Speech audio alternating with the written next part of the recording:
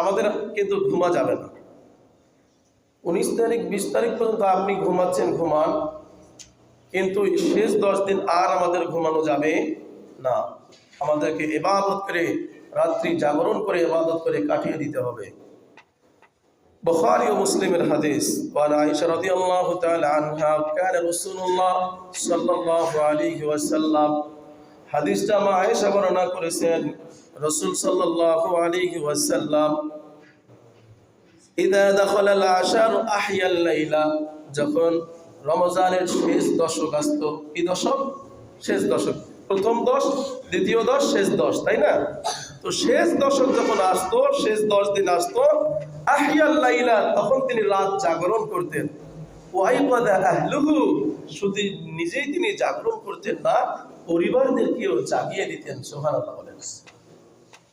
ওয়াজাদা ওয়াশাদ্দাল মানসুর, তিনি পারিবারিক সমস্ত কাজ স্টপ করে দিতেন, বন্ধ করে দিতেন, আর ইবাদত বন্দেগীতে পুরো রাত কাটিয়ে দিতেন। সুবহানাল্লাহ বলেন।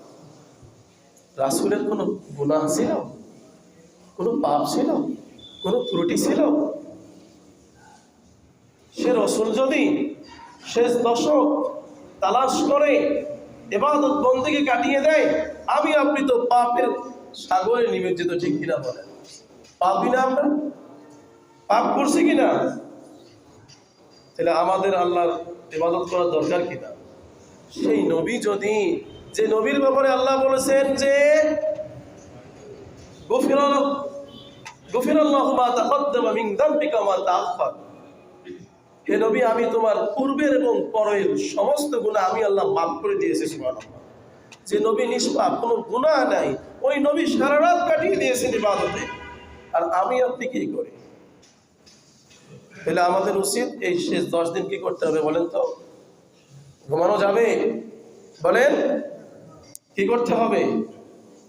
ইবাদতের মাধ্যমে রাত জাগরণ করতে হবে। আল্লাহ তাআলা তৌফিক দান করুক, বলে আমিন। 2 নম্বরে, যেহেতু আমাদের মুসলিম মিল্লাতের 2টা হলো উৎসব, ঈদুল ফিতর, ঈদুল আযহা। তো ঈদের আমাদের অনেক কেনাকাটা ক্রয় আছে, সাংসারিক অনেক কিছু আছে না? তো এগুলো আপনি আর যে 2-3 দিন হাতে সময় আছে, এগুলো আপনি সব করে ফেলেন। মানে সাংসারিক যেগুলো দরকার সেগুলো আপনি ইহার মধ্যে 2-3 দিনের মধ্যে আপনি এগুলা করে নেন। পারিবারিক কাজ আপনি শেষ করুন। আসলে এই কথা আমি গত বছরও আমি বলেছিলাম যে রাসূলের চেতনা ছিল শেষ 10 দিন কি, আর আমাদের চেতনা কি? রাসূল সাল্লাল্লাহু আলাইহি ওয়াসাল্লাম রমাদান মাসে বেশি বেশি করে ইবাদত করেছেন, বিশেষ করে শেষ 10 দিনে। আর আমাদের কি হয়, আমি আজকে আমাদের আনোয়ার ভাই কাছ থেকে শুনলাম যে প্রথমে বেশ 3 কাতার তারাবিতে মুসাল্লি ছিল, এখন 1 কাতারও হয় না। দুঃখজনক বিষয় কিনা বলেন? এটা দুঃখজনক বিষয়। অথচ শেষ 10 দিন শেষ পর্যায়ে তো বেশি আমল করতে হবে। আমরা কি করি? সাহাবীরা ইতিকাফ করেছেন, রাত্রি জাগরণ করেছেন, আর আমরা শেষ 10 দিন কি করি? মার্কেটে ঘুরি। ঠিক বললাম কিনা? আমরা কোথায় থাকি বলেন তো? বাজারে, মার্কেটে ঘুরতেছি, কারণে অকারণে কোনো ঠিক নেই। পুরুষ মহিলা একাকার অবস্থা, নাউজুবিল্লাহ বলেন। আরে মার্কেট আপনি এখন করেন, আপনার পরিবারে যা কিছু নেওয়া দরকার, সেমাই, চিনি, কাপড়, আত্মীয় স্বজনের যেগুলো লাগে, এখন নেওয়া যায় না? তখন নিতে হবে। আরে তখন তো ইবাদতের সময়। রাসূল সাল্লাল্লাহু আলাইহি ওয়াসাল্লাম, সাহাবায়ে কেরাম কি করলেন আর আমরা কি করতেছি?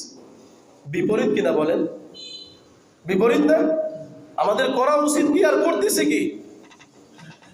শেষ 10 দিন ইবাদত করব কি?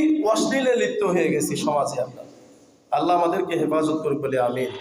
আল্লাহ বলেছেন, লাকাদ কানা লাকুম ফি রাসূলিল্লাহি উসওয়াতুন হাসানাহ, তোমাদের মধ্যে সবচেয়ে কল্যাণ হলো রাসূলের আদর্শের মধ্যে। রাসূল যেটা করেছেন সেটা করে আমাদের জন্য কল্যাণ মঙ্গল। কিন্তু আমরা বিপরীত করে ফেলেছি।